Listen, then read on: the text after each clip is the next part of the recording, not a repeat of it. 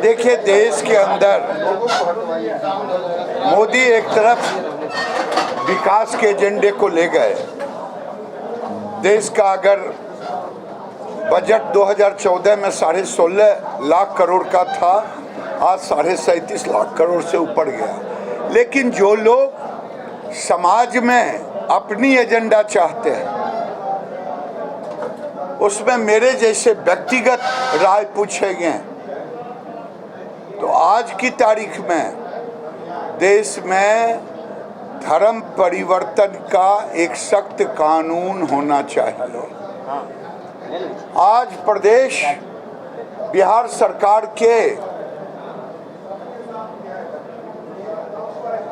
जो जनगणना, जातीय जनगणना की बात,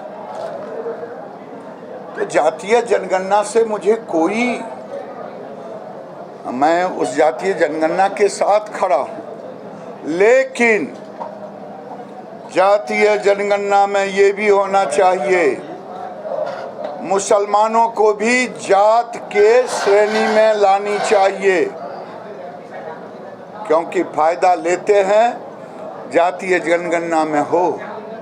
जातीय जनगणना में 11 जिले को 1991 में राजेंद्र गुप्ता और जनार्दन यादव ने पिटीशन दिया था कि जो लोग विदेशी हैं उनके नाम को, और समय शायद मेरे ध्यान में आ रहा 3 से 4 लाख मतदाता सूची से नाम काटे गए थे। आज मैं कहता हूं उस पर भी जातीय जनगणना में उनको नहीं शामिल करना चाहिए। जो घुसपैठिए हैं,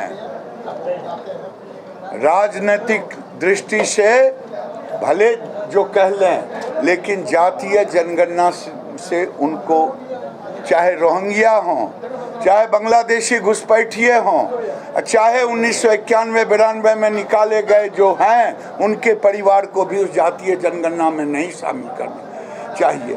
मुझे कोई दिक्कत नहीं, लेकिन अब समय आ गया है कि देश में अल्पसंख्यक पर पुनर्विचार होनी चाहिए, कि देश में अल्पसंख्यक की परिभाषा को पुनर्विचारित करने की ज़रूरत है।